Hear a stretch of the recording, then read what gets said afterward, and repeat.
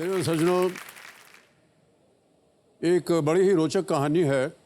देखिए, आज़ादी से 11 साल पहले 1936 में बर्लिन ओलंपिक्स की शुरुआत भारत के लिए अच्छी नहीं थी। बर्लिन ओलंपिक्स के शुरू होने से पहले ही भारतीय हॉकी टीम को प्रैक्टिस मैच में जर्मन 11 ने उन्हें हरा दिया और हमारी टीम को हार का सामना करना पड़ा। लेकिन वो कहते हैं ना कि जिनकी रगों में जुनून का खून बहता है वो कभी थक नहीं सकते, और हार के बादल कितने ही घने क्यों ना हो वो उम्मीदों के आसमान को ढक नहीं सकते। तो भारतीय टीम ने उस प्रैक्टिस मैच की हार को भुला दिया और कुछ इस कदर भुलाया कि ओलंपिक फाइनल में उन्होंने अपनी जगह बना ली। अब सामने थी जर्मनी की टीम और सवाल यह था कि 2 बार गोल्ड मेडल जीतने के बाद क्या भारत तीसरी बार हॉकी में ओलंपिक गोल्ड मेडल जीत पाएगा या नहीं। भारतीय टीम इस सवाल का जवाब ढूंढ ही रही थी कि उन्हें मैच के दौरान एक सदमा पहुंचा। भारत के दिग्गज हॉकी स्टार ध्यानचंद जी चोटिल हो गए, उन्हें चोट लग गई। उनके चेहरे पर हॉकी स्टिक लग गई और एक गहरा घाव हो गया।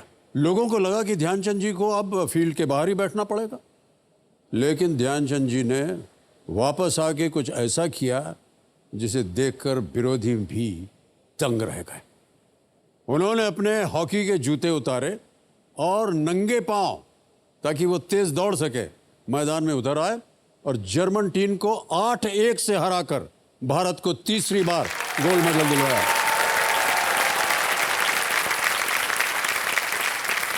गिरते संभलते भारतीय टीम के जज्बे ने दुनिया को यह बता दिया कि हम वो हैं जो धरती को चूम कर कदम बढ़ाते हैं।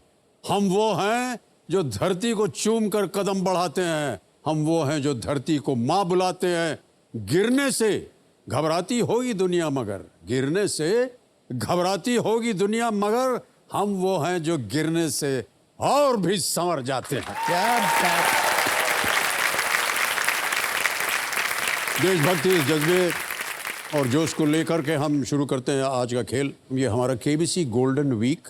मेरे सामने बैठी है हमारी कल की roll over contestant Sonali Datta ji. एक बार फिर आपका बहुत बहुत स्वागत। सोनाली जी, तालियां बज जाएं आपके लिए।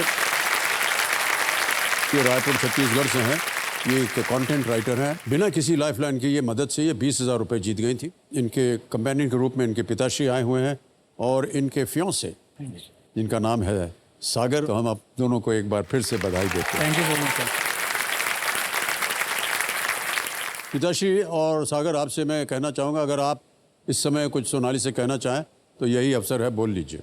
मेरी बेटी मेरी छोटी मम्मी के रूप में मैं पुकारता हूँ और इसलिए वो मुझे भी बेटा कह के पुकारते हैं। हम दोनों में इतना स्नेह है कि हम लोग एक दूसरे के बगैर बिल्कुल नहीं रह पाते हैं। इस प्रकार से हम लोगों का बहुत अच्छा लगाव है। ये जो है मेरी छोटी मम्मी, उसको मैं पूरा आशीर्वाद देता हूँ कि वो आज तक अपने बल पर सब कुछ करते हुए आई है और ऐसे ही करती रहे। वाह, बहुत अच्छा। मैं चाहता हूँ कि वो जितना सोची है उतना वो जीते और जो उसकी इच्छा है वो पूरी हो, और साथ ही साथ उसको जो लहंगा लेना है वो ले ले और कुछ फिर बाद में हमारा हनीमून प्लान भी कर ले। जी, बहुत बहुत धन्यवाद। ऑलराइट, सुन लिया आपने। अच्छा, इतनी देर क्या देख रही थी उनकी तरफ?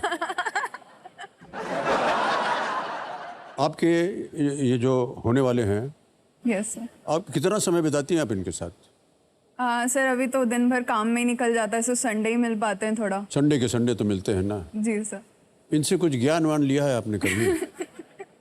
हाँ सर, ये बिजनेस के बारे में बोलते हैं और मैं अपना ज्ञान देती हूँ। इस प्रश्न का उत्तर मालूम था इनको और आपको नहीं मालूम था। हो गया आज तो झगड़ा आप दोनों में। कहाँ मिले थे आप इन्हें?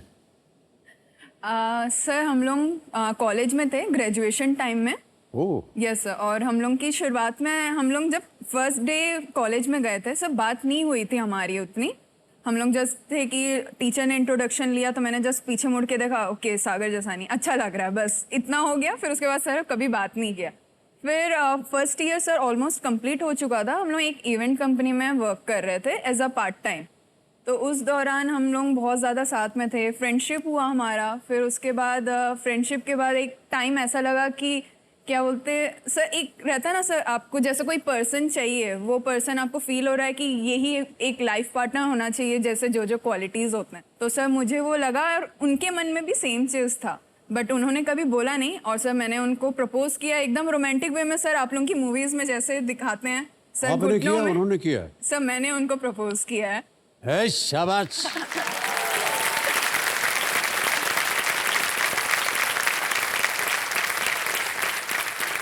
क्या बात है सोनाली जी। तो सर उन्होंने फिर एक्सेप्ट किया, फिर मुझे बोला कि अच्छा हुआ तुमने कर लिया, नहीं तो मैं तो कभी नहीं बोल पाता और शायद फिर हम लोग साथ में नहीं रह पाते। ओ, क्योंकि सर वो बहुत शाय हैं। बड़ी रोमांटिक कहानी है ये आपकी। ओके। कभी आप गई हैं क्या पोरबंदर में? नो सर, अभी अभी सागर से शादी हो जाएगा सर, गुजरात चले जाऊंगे, फिर गुजरात में पोरबंदर सर विजिट कर जी लूंगी। जी, जाइएगा कभी। जी सर।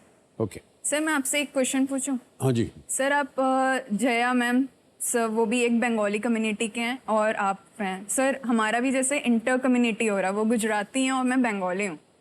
तो सर बहुत सारी चीज़ें रहती हैं सर, देखा जाए तो सब लोग बोलेंगे नॉन वेज खाते हैं बंगाली, एंड गुजराती लोग का मीठा एंड वो सब चीज़ रहता है। तो सर एडजस्टमेंट आपने कैसे किया था सर, जैसे दो कम्युनिटी का था? पहली बात तो आप ये जान लीजिए कि मैं भी एक इंटरकास्ट मैरिज का पदार्थ हूँ। Yes sir, exactly sir.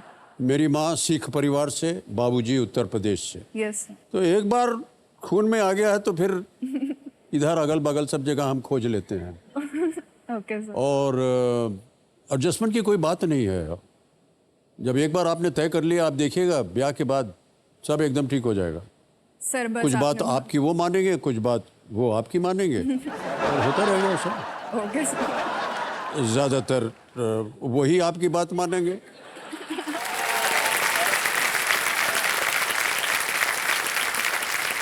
आपको मेरा उत्तर मिल गया कि नहीं? Yes sir. बस समझ जाइए क्या बोल रहे हैं। सर एक और चीज आपसे पूछना था मुझे, आपको जैसे सर एंग्री यंग मैन का टाइटल मिला हुआ है बॉलीवुड में, ठीक है? तो सर एक्चुअल में घर में सर एंग्री वाला कैरेक्टर किसका? वो है।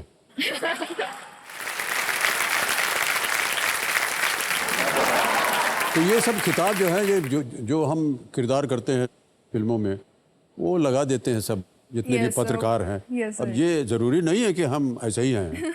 नो सर, एग्जैक्टली बहुत ही आप वैसे मिलनसार हैं। हैं। यस सर, यस सर, वो तो और- पता है। गुस्से से हमारा कोई ताल्लुक ही नहीं है।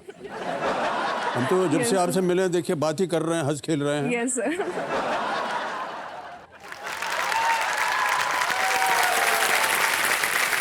ओहो, क्या क्या सवाल आप लोग उठाते हैं, हमारी समझ में नहीं आता है। अब सर आप हमारे सामने बैठे हैं सर, ये मौका अभी और मिलेगा क्या? सर जितना मन में हो मैं तो आपसे सब चीज पूछूंगी। अच्छा, पहले अगले प्रश्न का उत्तर दीजिए।